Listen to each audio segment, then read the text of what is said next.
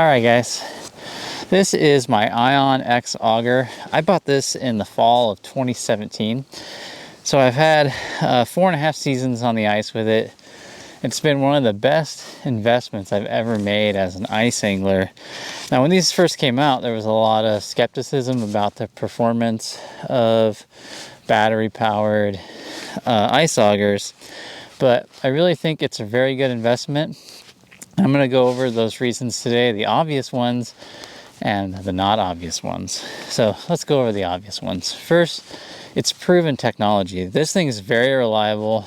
I've had no issues with it probably drilling over 20,000 inches of ice over these past 4 years, and it's performed flawlessly for me. I've had no mechanical failures. In fact, when they first came out, there was a lot of concern and skepticism, but now we see that almost every major ice fishing electronics and auger producing company has released something like this.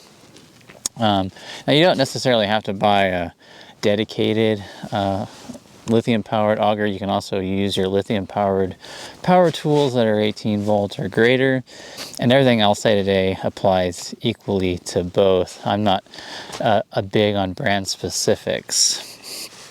So one of my favorite things I like about this is that it's relatively light compared to gas powered augers, although it's still substantially heavier than a manual auger. But because of its lightness and because it's so easy to use, I feel like anybody can really use it. Even my wife, who's relatively petite, can handle it, whereas she really struggles with manual augers because she doesn't have the mass to push downward and cut through the ice, and she wouldn't be able to handle a gas-powered auger. It'd just be too much torque and too hefty for her.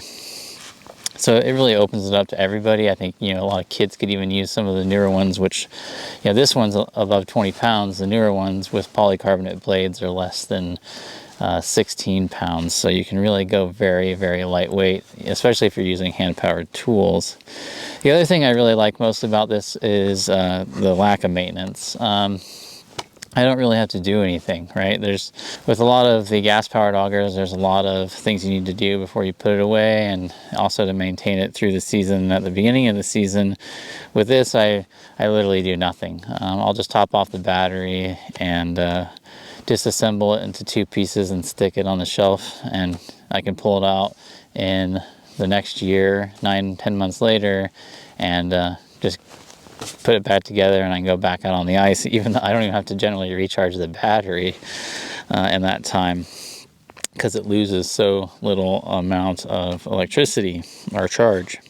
And of course, the final reason I think it's a good time to move to lithium is that it is so cheap now. Like, they seem to get lower and lower in cost all the time. Just the number of companies producing lithium batteries has made it possible to lower the price on these things. So, when I first bought this thing was close to $600. Now you can find brand new units that are lighter and actually perform better in the $300 to $400 range that are completely dedicated. And like I said, if you already have existing power tools, then all you gotta do is just buy the adapter and blade, which might just be $200 to $300 depending on the manufacturer.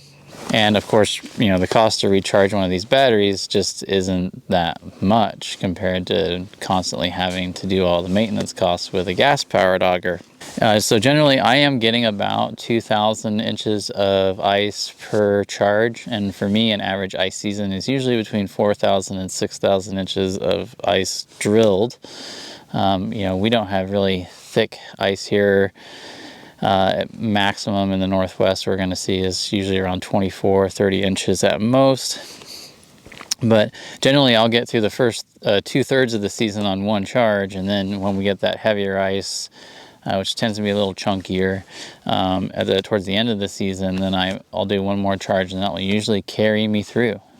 So usually 2 full charges, and I'll go through a little bit of a third, top it off for storage, and that's it. So I'm not cycling this battery very hard. Most lithium can be cycled, anywhere from 600 to 1,000 times, depending on how you treat it.